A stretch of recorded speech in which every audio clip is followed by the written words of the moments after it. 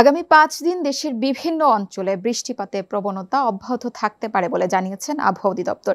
দেশের দক্ষিণাঞ্চল সহ বিভিন্ন এলাকায় মৌসুমী বায়ু সক্রিয় এবং উত্তর বঙ্গোপসাগরে এটি অবস্থান করছে মাঝারি শক্তিতে। এর প্রভাবে কোথাও কোথাও ভারী থেকে অতি ভারী বর্ষণের সম্ভাবনা রয়েছে। তাছাড়া সারা দেশে দিন ও রাত্রের তাপমাত্রা প্রায় অপরিবর্তিত থাকতে পারে।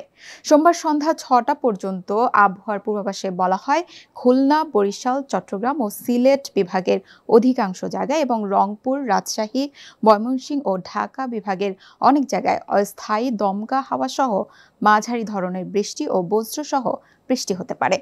সেই সাথে সারা দেশের কোথাও কোথাও মাঝারি ধরনের ভারী থেকে অতি ভারী বর্ষণ হতে পারে। সারা দেশে দিন ও রাতের তাপমাত্রা সামান্য হ্রাস পেতে পারে।